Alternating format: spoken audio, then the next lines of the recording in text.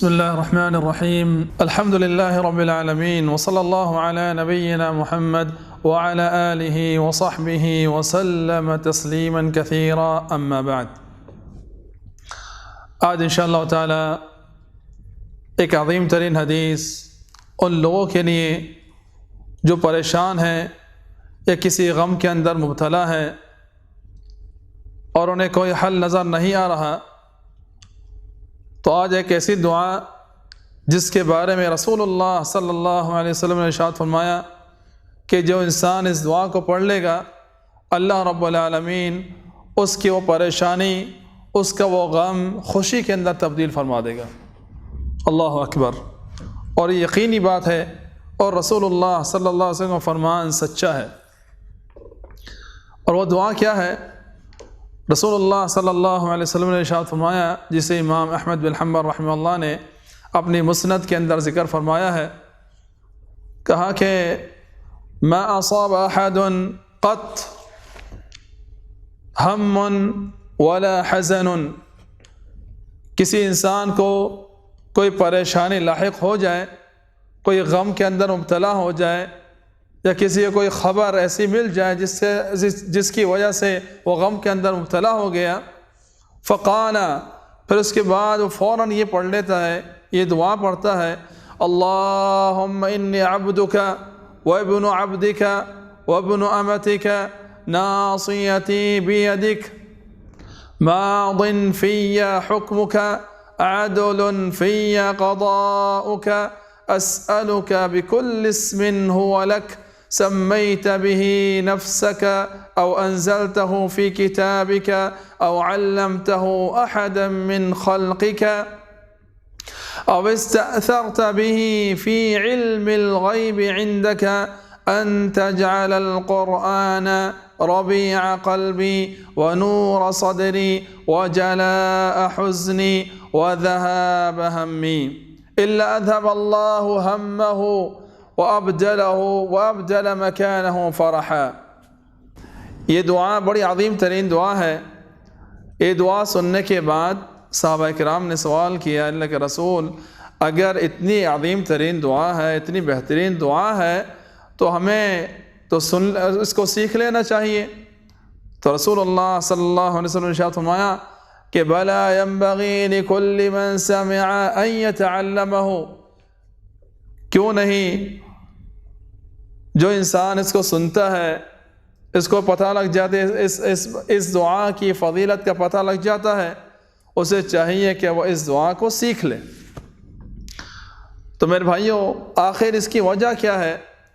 کہ اس کے اندر رسول اللہ صلی اللہ علیہ وسلم نے اتنی فضیلت فرما دی ہے، اتنی فضیلت رکھ دی ہے۔ اس کے اندر حقیقتاً یہ دعا 4 حصوں کے اندر مبتلا ہے،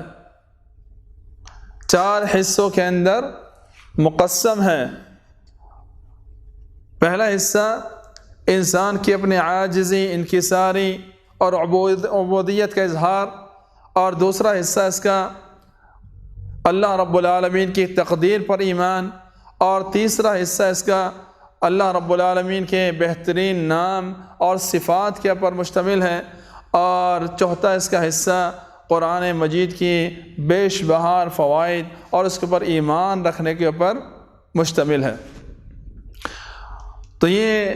دعا، اللہم انی عبدک، اے اللہ میں تیرا بندہ ہوں، وابن عبدک، میں تیرے بندے کا بیٹا ہوں، وابن امتک، اور میں تیرے بندی کا بیٹا ہوں، ناصیتی بیدک، اے اللہ میری پیشانی تیرے ہاتھ میں ہے، ناصیتی بیدک ماض فی حکمک، اور تیرا حکم مجھ پر نافذ ہے، جاری ہے، عدل فی قضاؤک، اور یہ تیرا حکم جو میری زندگی میں آیا، اور چاہے وہ پریشانی ہے، چاہے وہ خوشی ہے، کوئی بھی حکم جو میرے زندگی میں آیا اور مجھے اس کا سامنا کرنا پڑا، تو وہ حقیقتاً عدل پر مبنی ہے، اور اس کے اندر کسی قسم کا کوئی ظلم نہیں ہے۔ عدل فی قضاؤک، یہ انسان کا تقدیر کے پر ایمان ہے۔ عدل فی قضاؤک اسألک بکل اسم هو لک، اے اللہ میں تجھ سے سوال کرتا ہوں بکل اسم هو لک، ہر اس نام کے ذریعے سمیت بہ نفسک جو تو نے اپنے لیے پسند فرمایا، او انزلتہ فی کتابک یا تو نے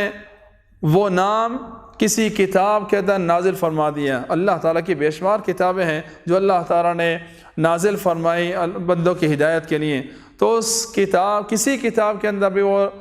وہ نام تو نے نازل فرما دیا، اس نام کے ذریعے بھی اللہ میں تجھ سے سوال کرتا ہوں۔ او علمتہ احد من خلقک، یا پھر وہ نام تو نے کسی مخلوق کو سکھا دیا۔ اللہ تعالیٰ کی بے شمار مخلوق ہے، جانور بھی ہیں، پرندے بھی ہیں، فرشتے بھی ہیں، انسان بھی ہیں، جنات بھی ہیں، بے شمار اللہ رب العالمین کی مخلوقات ہیں۔ تو اللہ تعالیٰ تو نے جس مخلوق کو بھی وہ نام سکھایا، اس نام کے ذریعے اللہ میں تجھ سے سوال کرتا ہوں۔ او استأثرت به فی علم الغیب،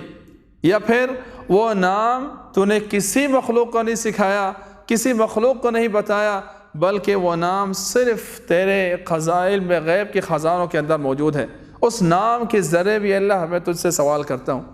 ان تجعل القرآن ربیع قلبی، ان تجعل القرآن ربیع قلبی،